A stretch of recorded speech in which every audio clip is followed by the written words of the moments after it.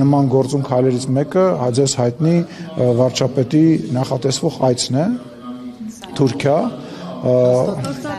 Այո, հաստատում եմ։ Եկեք այդ հաստատեցի, բայց մնացածը արդեն վարչապետի գրասենյակի։ Այո,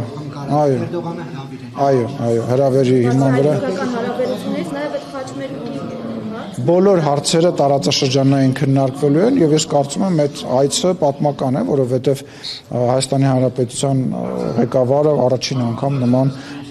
մակարդակի այց է իրականացնելու։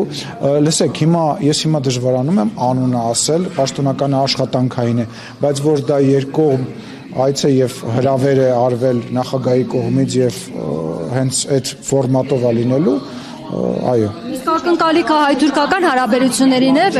ակնկալիքը այդ հանդիպումից, ամսի 20-ին ասած, ակնկալիքը այդ հանդիպումից հայ-թուրքական հարաբերություններին է վերաբերվում, թե նաև հայ-ադրբեջանականում հնարավոր է փոփոխություններ լինել պայմանագրի կնքման, նաև ճանապարհների ապաշրջափակման։ Բոլոր հնարավոր հարցերին, որոնք որ հնարավոր կլինի քննարկել, այդ հարցերը կքննարկվեն։ Ոչ մի արտառոց բան էսպայի դրությամբ չեմ կարող ասել, որովհետև չեմ բացառում որևիցե քննարկում։ Կարող ենք ենթադրել, որ Թուրքիան ուզում է միջնորդ լինել այս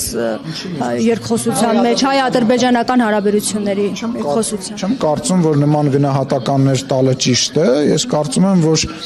Հայաստանը եւ Ադրբեջանը որևիցե մի երկրի, նույնիսկ ոչ տարածաշրջանային երկրի աջակցությամբ կամ որևիցե մի մայրաքաղաքում, եթե խաղաղության պայմանագիր ստորագրեն, դա կլինի բոլորի շահերից, բայց ինչպես տեսակ, խաղաղության պայմանագիրը Ադրբեջանը եւ Հայաստանը ավարտին հասցրեցին միասնական եւ երկու կողմը կորոշեն, էլի, երբ որ դրա ժամանակը գա, թե որտեղ կկնքեն, ինչ միջնորդություն կլինի միջնորդություն, թե ընդհանրապես միջնորդության կարիք չի լինի, թե այլ ֆորմատ կլինի,